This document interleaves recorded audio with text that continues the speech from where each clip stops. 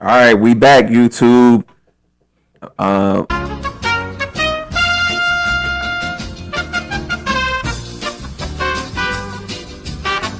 right, we back, YouTube. We got a new video for y'all today. We're going to come with something different. We're going to be starting to do these reaction videos. Right, today we're going to react to Charleston White talking about that Enchanted situation. It's a sad situation. Young girl, rapper, lost her life due to allegedly maybe an overdose. We don't know.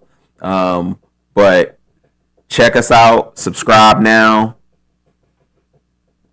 Subscribe, man. All I gotta say. All right, bet. So let's get into it. We did an interview last year about the new 1017. Yeah. And unfortunately, 2 days ago, Enchanting passed away. They say allegedly was an overdose. Perks, fentanyl, fake perks. I don't know.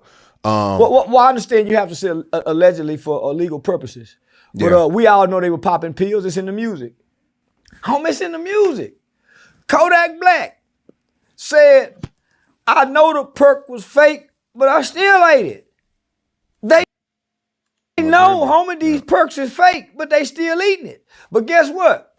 All drug users and drug sellers know the more potent that the drug is, that's more likely to cause an overdose. That be the drug they want. That be the drug they want, the one that's more likely to cause the overdose. But yeah, you know, he talking about some fiends. It's crazy. That's crazy that it's really people out here who look for a drug that's so strong it could kill them. But it's real. You know, you hear this. Like, wanting for the name, they were like, "Oh, I just bought this perk in, but I just drinking this lean. That joint was that perk." Right, nah, man. Right. Trying to die just for the name. Like, nah, it ain't worth it. Right. Exactly. And it's crazy because you hear the term all the time, you know, chasing a high, chasing a high. But that's literally what they doing. Like, they chasing the hardest drug they can do to get the craziest experience they've ever had. And it's sick, man. It's sick. But let's get back to it. Because it has a higher amount to get you higher, right? So I remember when I talked about this, man, probably 2 years ago, maybe a year. I've been following her success in the rap game because we took off around the same time. I noticed out of the 1017, only ones who really done something was Pooh Shiesty and Fujiano. So they seem to have more pushing and more backing behind the label. Homie, how is it that you can have stars this big and all of them go to jail? All of them. So I started watching that little girl. I know one thing, nigga, when you make it big, you gonna go get you a car. You at least go come back to the city, go hit up some club, take your friends out. The city go book you for some hostings. The strip club go hire you over here. She did none of that. She did none of that, homie. No local strip club ever booked her. She had no parties, no birthday parties. She didn't do no features on no songs with nobody. She didn't have no songs at least being played on the radio. She didn't have nothing. So I'm wise enough to know what I'm looking at. I know her reputation and her persona before she got the Gucci. She was a fuck doll sex toy with her manager. They was known for having freaky orgies. She with men and women, boys and girls. She was she anything and anybody. She gave off a sexual aura. It's like she was just nothing but a doll. Everything about her was about sex. That's before she left the city. So you don't think when she go over here to this studio, they ain't trying to make music? Put them on these drugs. Puffy ain't the only one doing this. R. Kelly wasn't the only one doing this. Ashanti had a story. She worked with one of the biggest producers in the game. He want to take a shower for the hit record. All of them got to do it. But this is why I respect and honor Nicki Minaj. Because she played on Gucci. See, everybody think Nicki wasn't nobody, nigga. Nicki laid around that nigga. Salute to Nicki. Nicki laid around that nigga for a year in his studio at his house. Spent the night with him every night. Wouldn't give him now a piece of And when she wouldn't, he got rid of her. Gucci got Soulja and them on drugs. Gucci was the first rapper that dope fiend and young niggas for Future. So guess what he did? Nigga, please. So I watched this little girl, Enchanting. She really can't rap that good. She f***ing suck better than she can rap and sing. I promise you. Because if she could, they would at least been displaying her music. Where her music playing at right now? At least when Mo 3 died, he had a catalog of music to play.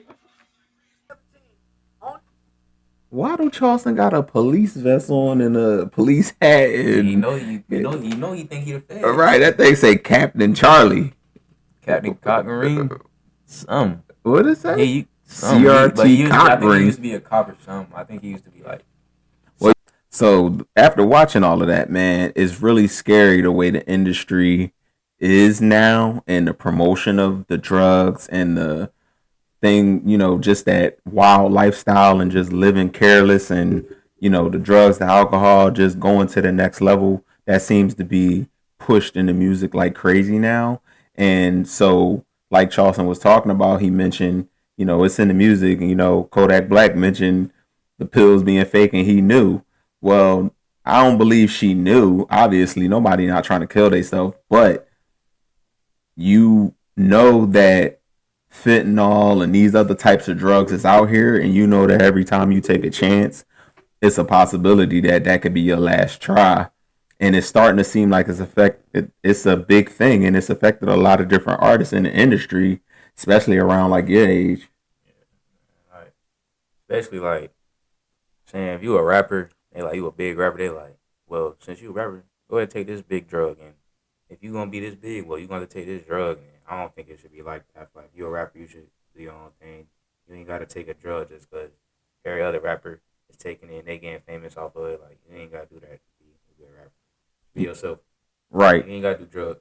I've definitely heard some artists say, when I'm on drugs, it opened up my creativity, or I feel like I can go harder, or my bars is stronger, or whatever. And it's like, no, that's all in your head, man. Yeah, That like, basically, if you need a drug to be good at something, like, that's not good, bro. You can't just do it, like, not off a drug. Like, you ain't gonna be good at it. And the thing is, they are good at it without the drug. They've let they sell because that's in them. You just because you on a drug don't just suddenly make you know how to rap. Like, so really is they so dependent on that drug and want to make an excuse for using that drug, for being addicted to it. So the excuse is, oh no, it make me better, it make me harder, or it make it's helping me. When it's like, no, you just telling yourself that, like, you in denial for real. Is what it looked like to me. Because I mean, look back at some of who some other artists that passed. It's a multiple artists. Big Scar and Juice WRLD. See, and that's crazy. Big Scar, and then it's crazy because you saw Big Scar. She was close to him. That was like her best friend coming up through the label, and you could tell she was, when he passed, she started struggling, and that might be what sent her off the deep end, sent her, to start trying a whole lot of further drugs, or she might have just been doubling down on what she's been doing. But it's sad because I'm sure trauma, the industry, how dirty it is, played a part in the demise of this young lady. And it's unfortunate, man, because she seemed to have some good music. I don't agree necessarily with a lot of her music because a lot of it is pushing that whole spirit. A lot of it is pushing that, agenda to degrade our young ladies and to have our ladies looking up to this ratchet, ignorant, just promiscuous lifestyle. It got our ladies really getting attracted to that, and it's just not a good thing for the future. But to each his own. Everybody do their own thing. If you got some talent and it gets you out the hood and you able to save some people in your family, it's unfortunate that it has to be a bad message to save your people. But she probably did change some lives. She probably did help some of her family. She probably, was able to achieve some of the things before, sadly, losing her life to one of the things that's affecting our community and different communities all over.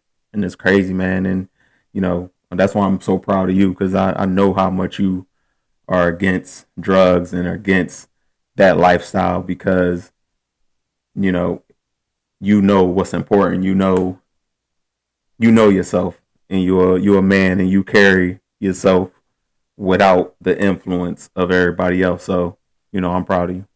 Shade. But yeah, man, that's all for our clip today. We're going to have some more clips coming, so don't forget, subscribe to our YouTube channel, Costello Reactions. Subscribe now. Hit the bell button below. I know y'all see it. Stop playing with us. Y'all going to feel everything that we put out, I'm telling you. We got another vid coming soon, so tap in, stay tuned, hit that subscribe button. You'll see it.